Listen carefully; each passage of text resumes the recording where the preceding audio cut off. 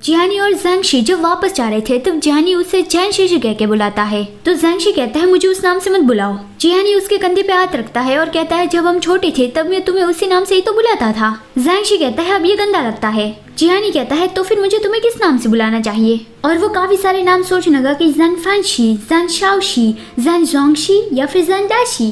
ज़ैंगशी कहता है क्या तुम मरना चाहते हो। जियानी ने नाम सोच लिया कि तो फिर आज से मैं तुम्हें बुलाऊंगा शी, मतलब कि हैप्पीनेस। लेकिन हाँ मुझे ये पक्का पता नहीं है कि शी शब्द का मतलब हैप्पीनेस होता है, क्योंकि चाइनीज में तो एक ही शब्द के काफी सारे मतलब होते हैं ना। लेकिन जब जियानी ने कहा कि मैं तुम्हें शी कह के बुलाऊंगा तो फिर उन दोनों के चेहरे लाल हो गए। तो इससे हम ये समझ सकते हैं कि कुछ एम्बैरेसिंग ही का होगा, मतलब गंदा वाला नहीं। शी का मतलब हैप्पीनेस या फिर उम्मीद होता है। फिर उन दोनों को अलग अलग रास्ते जाना था अपने घर जाने के लिए। जियानी उससे आज के लिए शुक्रिया अदा करता है। अभी बहुत ज्यादा देर हो गई है तो ज़ैंगशी उसे कह रहा है कि तुम जल्दी से घर जाओ, और वो जाने लगा था लेकिन जियानी उसे बुलाता है। वो क्या कहने वाला है ये सुनने के लिए ज़ैंगशी रुक गया, लेकिन जियानी उसे ये नहीं कहता कि नेक्स्ट टाइम मैं तुम्हें बता दूंगा। ज़ैंगशी उसके फोरहेड पे पंच मारता है और कहता है तो फिर अब जल्दी से वापस जाओ, मैं तुम्हारा इंतजार करूंगा, तो फिर कल मिलते हैं। दूसरे दिन सुबह हीटियान बहुत ही जल्दी स्कूल आ गया था। वो अकेला ही था और वो स्मोक कर रहा था। फिर बाकी स्टूडेंट्स भी आने लगे और काफी सारी लड़कियां उसे मॉर्निंग विश कर रही थी और पूछ रही थी कि तुम हर रोज ही इतना जल्दी स्कूल आते हो।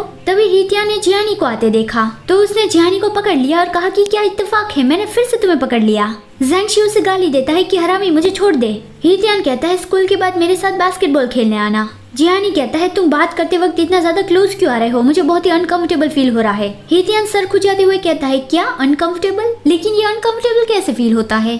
जियानी उसका कॉलर खींच के अपना फेस उसके करीब लाता है और उससे डराते हुए कहता है कि मुझे बिल्कुल इस तरह का ही फील होता है, समझ गए। मतलब कि हीटियान पहले उसके करीब आके उसे अनकंफर्टेबल फील करवा रहा था, तो जियानी अभी उसके साथ ऐसा ही कर रहा है। लेकिन हमारे क्यूट जियानी को ऐसा करने के लिए किसी चीज के ऊपर खड़ा रहना पड़ा ताकि वो हीटियान से हाइट में ज्यादा लगे और वो उससे डरा पाए। लेकिन हीटियान पे इसका जरा सा भी असर नहीं पड़ा था। वो कहता है हाँ मैं समझ गया, और वो जियानी की टी शर्ट में अपना मुंह डालते हुए कहता है कि वाह बहुत ही अच्छी स्मेल आ रही है, तुम कौन सा बॉडी वॉश यूज करते हो, और देखो जो लोग वहाँ से गुजर रहे थे उसके रिएक्शंस कैसे है। जियानी तुरंत ही उसे गाली देके कहता है कि हटो मुझ पर से।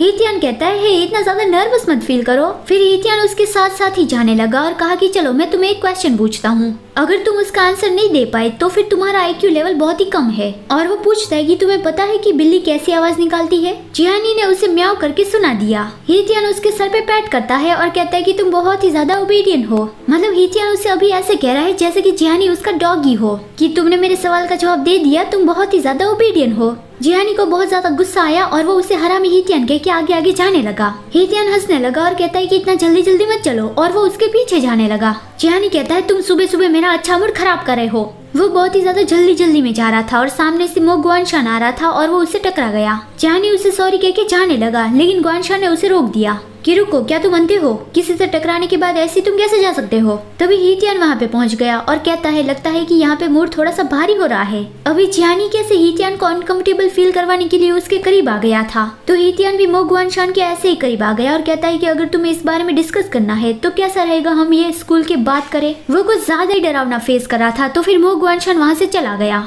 फिर ज़ैंगशी और जियानी पेड़ के नीचे बैठे हुए थे। ज़ैंगशी ने ये नोटिस कर लिया था, तो वो पूछता है कि क्या आज तुम्हारे साथ कुछ हुआ है। जियानी कहता है नहीं कुछ भी नहीं हुआ।